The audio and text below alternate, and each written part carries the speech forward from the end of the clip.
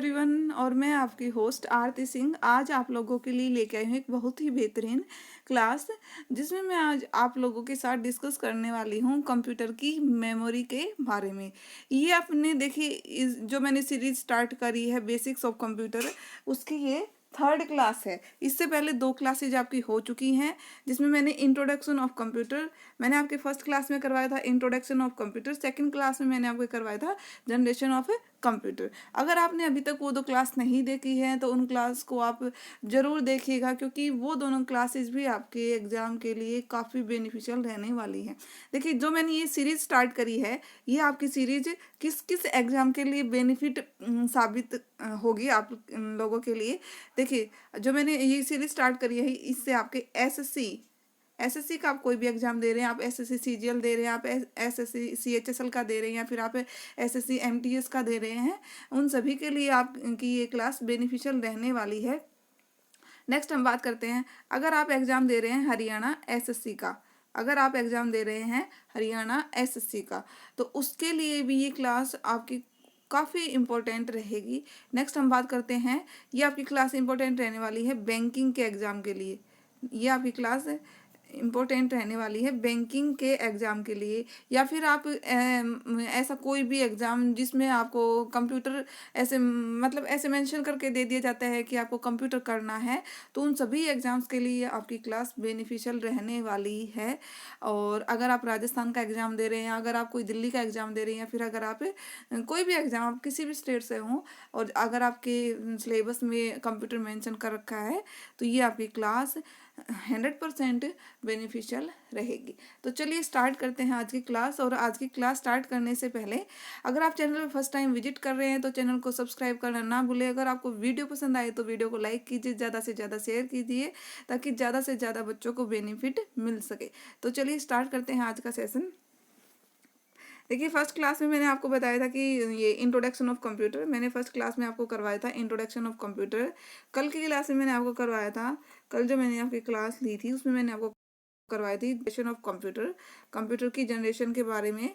जितनी भी मैंने आपके कंप्यूटर की जनरेशन थी वो सब करवाई थी, फर्स्ट सेकंड थर्ड। और आपको जनरेशन में मेन इलेक्ट्रॉनिक कंपोनेंट एंड उनके एग्जांपल ध्यान रखने हैं, अच्छे से लर्न करने हैं, क्योंकि आपके क्वेश्चन यहीं से ज़्यादा बनने के चांस होते हैं।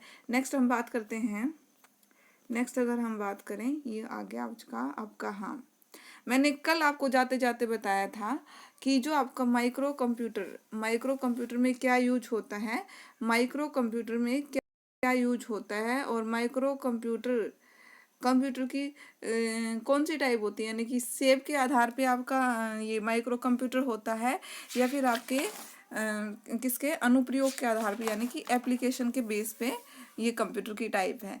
तो ये आपका जो माइक्रो कंप्यूटर था, ये आपका एप्लीकेशन के बेस पे कंप्यूटर की टाइप थी। और माइक्रो कंप्यूटर में यूज होता है आपका माइक्रो प्रोसेसर, यानी कि एक सीपीयू। आपसे ये क्वेश्चन भी पूछा जा सकता है कि जो आपका माइक्रो कंप्यूटर में कितने सीपीयू लगे होते हैं, एक सीपीयू लगा होता है, और सीपीयू को ही माइक्रो प्रोसेसर कहा जाता है। मैं आपकी क्लास एक मतलब नेक्स्ट आने वाले दिनों में आपकी एक क्लास में लेके आऊँगी माइक्रो प्रोसेसर पे स्पेशल, जिसमें माइक्रो प्रोसेसर की जितनी भी जनरेशन में जिस जिस माइक्रो प्रोसेसर का यूज हुआ है उससे रिलेटेड वो आपकी क्लास होगी। नेक्स्ट देखिए कि जो कंप्यूटर सिस्टम की फिजिकल यूनिट क्या होती है, कंप्यूटर सिस्टम की फिजिकल यूनिट क्या होती है, कंप्यूटर सिस्टम की फिजिकल यूनिट क्या होती है आपकी, input output and system unit, input output and system unit. System unit में ही आपका सीपीयू होता है, सिस्टम यूनिट में ही आपका सीपीयू आता है जो मदरबोर्ड पे लगा होता है। नेक्स्ट हम बात करते हैं टाइप्स ऑफ रोम। नेक्स्ट हम बात करेंगे कि आपकी जो टाइप्स ऑफ रोम देखिए कितनी टाइप्स की रोम होती है, टाइप्स ऑफ रोम। पहले तो आप मेरे को रोम की फुल फॉर्म बताइए। कल जो क्लास थी मैंने उसमें आपको होमवर्क दिया था कि आप कमेंट सेक्शन में कमेंट करेंगे कि रोम की फुल फॉर्म क्या होती है, रैम की फुल फॉर्म क्या होती है। रोम की फुल फॉर्म होती है रीड ओनली मेमोरी, और ये बेसिकली 3 टाइप्स की होती है। रोम की फुल फॉर्म क्या होती है आपकी, रीड ओनली मेमोरी, और ये बेसिकली 3 टाइप्स की होती है। फर्स्ट टाइप देखिए आपकी पी रोम, सेकेंड है आपकी ईपी रोम, एंड थर्ड है आपका ईईपी रोम। तो देखिए जो आपका पी रोम है इसकी फुल फॉर्म ये क्वेश्चन आपसे पूछा गया है राजस्थान पुलिस के एग्जाम में कि आपका जो EEP रोम है इसकी फुल फॉर्म क्या है। तो देखिए जैसे आपको फुल फॉर्म भी करनी है, पी रोम की अगर बात करते हैं तो प्रोग्रामेबल रीड ओनली मेमोरी, ये आपकी पी रोम की फुल फॉर्म रहेगी। अगर बात करते हैं ईपी रोम की, तो ईपी रोम की आपकी क्या फुल फॉर्म रहती है, erasable programmable read only memory, erasable programmable read only memory, ये आपकी ईपी रोम की फुल फॉर्म रहेगी। और ईईपी रोम की अगर हम बात करते हैं तो ईईपी रोम की फुल फॉर्म होती है आपकी electrically erasable read only memory. EEPROM की अगर बात करते हैं तो electrically erasable read only memory, ये आपकी ईईपी रोम की। देखो आप मतलब आपसे है ना इनकी फुल फॉर्म किसी ना किसी एग्जाम में ज़रूर पूछ लेता है कि आप ईपी रोम की फुल फॉर्म बताइए या फिर ईईपी रोम की फुल फॉर्म बताइए। जो आपकी ये जो लास्ट में है ईपी रोम और ईईपी रोम, ये इम्पोर्टेंट है, ये आपको ध्यान रखनी है, लर्न करनी है अच्छे से। जिस चीज़ को मैं ये कहती हूँ ये इम्पोर्टेंट है, मैं उसी को कहती हूँ जो आपका क्वेश्चन पहले पूछा गया है किसी भी एग्ज़ाम में, या फिर जिसको आपकी जो बोर्ड की बुक्स हैं उनमें हाईलाइट करके मेंशन किया गया है, उनको मैं इम्पोर्टेंट बताती हूँ। देखिए नेक्स्ट है आपका types of memory. Types of memory, types of memory की बात करते हैं तो आपकी 2 टाइप्स की मेमोरी होती है, primary memory and secondary memory. तो आपकी सेकेंडरी मेमोरी तो आप समझते होंगे, जिसमें आपके सेकेंडरी मेमोरी, देखिए सेकेंडरी मेमोरी की अगर बात करते हैं तो सेकेंडरी मेमोरी आपकी नॉन वोलेटाइल होती है। जो सेकेंडरी मेमोरी होती हैं वो आपकी नॉन वोलेटाइल होती है और डेटा को परमानेंटली स्टोर करती हैं। सेकेंडरी मेमोरी क्या करती हैं, सेकेंडरी मेमोरी करती हैं आपकी डेटा को परमानेंट स्टोर करती हैं। इसके एग्जाम्पल क्या क्या हैं सेकेंडरी मेमोरी के, आपके एग्जाम्पल रहेंगे इसके HDD hard disk drive. HDD की फुल फॉर्म है hard disk drive, CD DVD tape driver, और ये है मेमोरी कार्ड और पेन ड्राइव और SSD की फुल फॉर्म क्या होती है, सॉलिड स्टेट ड्राइव। आजकल जो मतलब प्रेजेंट में है ना SSD की जगह पे SSD का ज़्यादा यूज किया जाने लगा है, क्योंकि ये जो SSD की बात करें, क्योंकि जो SSD है उससे डेटा ट्रांसफ़र करना HDD के कंपैरिजन में इजी रहता है। जो SSD से हम डेटा ट्रांसफ़र करते हैं वो इजी रहता है SSD के कंपैरिजन में। अब बात करते हैं देखो पेन ड्राइव की। ये मेरे से इंटरव्यू में KVS के इंटरव्यू में ये क्वेश्चन पूछा था सर ने कि जो पेन ड्राइव है वो आपकी किस तरीके का क्या है, सॉरी अभी माइंड से स्लिप हो गया, मैं फिर बताऊंगी आपको। मेरे से ये क्वेश्चन पूछा था पेन ड्राइव से रिलेटेड, इंटरव्यू में मेरे से सर ने क्वेश्चन पूछा था। अब बात करते हैं प्राइमरी मेमोरी की। तो प्राइमरी मेमोरी में आपके देखिए बेसिकली आते हैं रैम और रोम। तो मैंने रोम की आपको फुल फॉर्म बताई है रीड ओनली मेमोरी, और रैम की होती है रैंडम एक्सेस मेमोरी। जो आपकी रैम होती है वो आपकी वोलेटाइल मेमोरी है। ये क्वेश्चन भी पूछा गया है, ये क्वेश्चन आपसे काफ़ी बार पूछा गया है, काफ़ी एग्जाम से पूछा गया है कि रैम वोलेटाइल मेमोरी है और रोम आपका नॉन वोलेटाइल मेमोरी है। और वोलेटाइल का मीनिंग क्या होता है कि जब लाइट को कट कर देते हैं, कि लाइट के कट हो जाने पे जो डेटा है वो भी, जो इसमें देखिए वोलेटाइल का क्या मीनिंग होता है कि अगर हम बात करें रैम की, वोलेटाइल में होता है कि अगर हम पावर सप्लाई ऑफ कर दें, इसमें रैम में क्या होता है अगर हमने पावर सप्लाई ऑफ कर दी तो जो डेटा है वो भी आपका गायब हो जाता है। जैसे ही पावर सप्लाई आप ऑफ करेंगे तो वो भी आपका बिल्कुल क्लियर हो जाएगा, डेटा साफ़ हो जाएगा। बट अगर रोम की बात करते हैं तो रोम में ऐसा बिल्कुल भी नहीं होता, क्योंकि रोम है नॉन वोलेटाइल मेमोरी। अगर हम पावर सप्लाई ऑफ भी कर देंगे तो भी इसमें मतलब डेटा आपका बिल्कुल साफ़ नहीं होगा, इसमें डेटा आपको मिल जाएगा। फिर से नेक्स्ट हम बात करते हैं, देखिए कंपैरिजन है नेक्स्ट आपका प्राइमरी और सेकेंडरी मेमोरी का। प्राइमरी और सेकेंडरी मेमोरी का कंपैरिजन है। एग्जांपल तो मैंने करवा ही दिया आपको लास्ट में प्राइमरी और सेकेंडरी के। आप फुल फॉर्म देखो SDD की करनी है, SDD की करनी है, और आजकल SDD की जगह पे आजकल SSD का ज़्यादा यूज किया जाने लगा है। और अब देखिए इनका कंपैरिजन देखिए प्राइमरी और सेकेंडरी का। देखिए अगर कंपैरिजन की बात करते हैं तो कंपैरिजन देखिए, अगर प्राइमरी मेमोरी की बात करें अगर प्राइमरी मेमोरी की बात करें तो रैम को हम मेन मेमोरी भी बोल सकते हैं, रैम को हमें मेन मेमोरी भी बोल सकते हैं, ये इसका अदर नेम है। रैम का अदर नेम अगर आपसे पूछे तो मेन मेमोरी है। अगर अदर नेम सेकेंडरी का पूछे, अदर नेम, देखो ये आपसे एग्जाम में ना क्या होता है कि ऐसे मेंशन नहीं करेगा कि सेकेंडरी मेमोरी, आपको डायरेक्ट देगा ऑक्सिलरी मेमोरी, ऑक्सिलरी मेमोरी। तो इसका अदर नेम क्या है सेकेंडरी मेमोरी का? Auxiliary memory. इसमें क्या होता है प्राइमरी मेमोरी में कि सीपीयू डायरेक्टली इंटरेक्ट करता है प्राइमरी मेमोरी के साथ।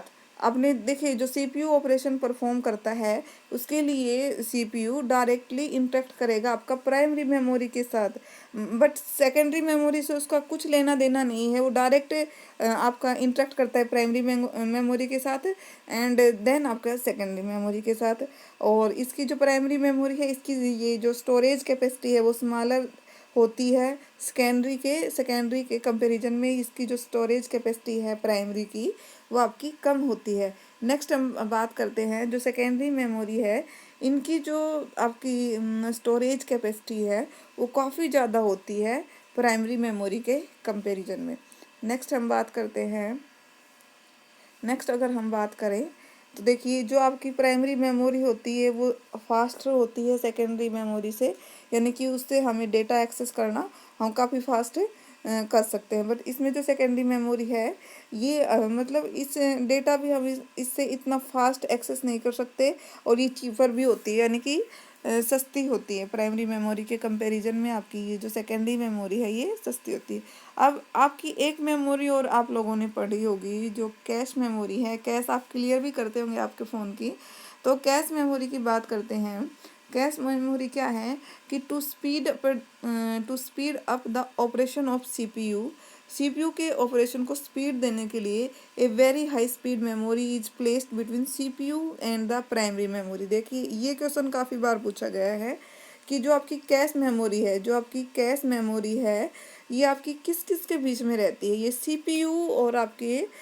सीपीयू और रैम के बीच में रहती है। और ये क्यों रहती है? देखिए जो सीपीयू है वो प्रोसेस करता है अपने ऑपरेशंस को, तो उसको क्या होता है कि जो डेटा का एक्सेस है ना वो काफ़ी फास्ट स्पीड में करता है, जो रैम से डेटा को एक्सेस करना पॉसिबल है नहीं, इसलिए रैम और आपके सीपीयू के बीच में कैश मेमोरी प्लेस होती है। और ये कैश मेमोरी आपसे क्वेश्चन आपसे यही पूछेगा कि रैम और सीपीयू के बीच में मेमोरी कौन सी मेमोरी होती है, या फिर आपसे उसके सीक्वेंस पूछ लेगा। सबसे पहले सीपीयू के बाद आपकी कैश मेमोरी के बाद आपकी रैम मेमोरी, ये आपसे सीक्वेंस पूछ सकता है। अब बात करते हैं मेमोरी की प्राइमरी यूनिट। मेमोरी की प्राइमरी यूनिट क्या होती है? मेमोरी की प्राइमरी यूनिट होती है आपकी बिट। मेमोरी की जो प्राइमरी यूनिट है वो होती है आपकी बिट यानी कि बाइनरी डिजिट में आपकी 0 और 1। कंप्यूटर आपका 0 और 1 ही एक्सेप्ट करता है। और जो बाइनरी डिजिट है आपका 0 और 1 से मिलकर बना होता है। देखिए वन बिट में आपका वन बिट जो इक्वल होगा वो होगा 0 और 1 के इक्वल। वन बिट किसके इक्वल होगा? 0 और 1 के इक्वल। और ये जो मोस्ट इम्पोर्टेंट है आपका 4 बिट, सबसे ज़्यादा कन्फ्यूजन 4 बिट और 8 बिट किसके इक्वल होते हैं? 4 बिट होता है आपका निबल के इक्वल। सबसे छोटी यूनिट मेमोरी की होती है निबल, और ये कितने के इक्वल होती है? 4 बिट के। कितने के इक्वल होती है? 4 बिट के। अब बात करते हैं 8 बिट की। 8 बिट कितने के इक्वल होता है? 8 बिट में होता है 1 बाइट। 8 बिट में होता है आपका 1 बाइट। नेक्स्ट देखिए आपका 1 किलोबाइट में कितना होता है? 1 किलोबाइट में आपका होता है 1024 बाइट।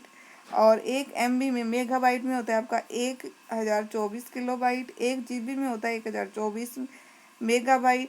अगर हम बात करते हैं 1 TB की, टेराबाइट यानी कि 1024 गीगाबाइट।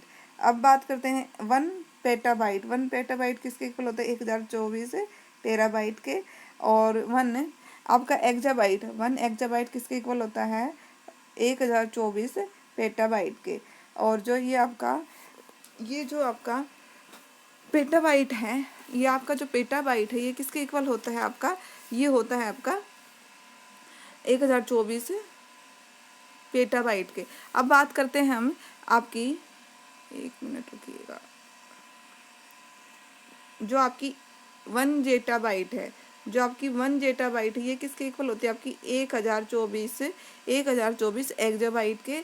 और जो आपका 1 योटा बाइट है, जो आपका 1000 योटा 1 योटा बाइट है, वो किसके इक्वल है? आपका 1024 आपके जेटा बाइट के। देखिए एक यहाँ से आपका क्वेश्चन ये पूछा गया था राजस्थान पुलिस में।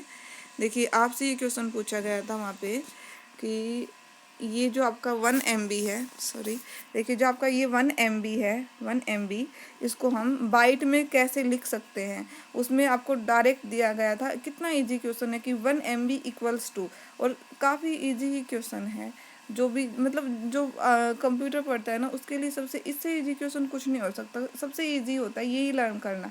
देखिए बट उसने मतलब थोड़ा सा क्वेश्चन को थोड़ा सा घुमा दिया कि उसने 1 MB में नहीं पूछा कि 1 MB में कितने किलोबाइट होते, उसने ये क्वेश्चन नहीं पूछा। उसने क्वेश्चन दिया था आपका कि 1 MB equals to dash dash byte, dash byte, dash byte, ये क्वेश्चन आपका दे रखा था। यानी कि अगर हमसे वो पूछता कि 1 MB में कितने किलो बाइट होते हैं तो हम इजीली उसका आंसर दे देते।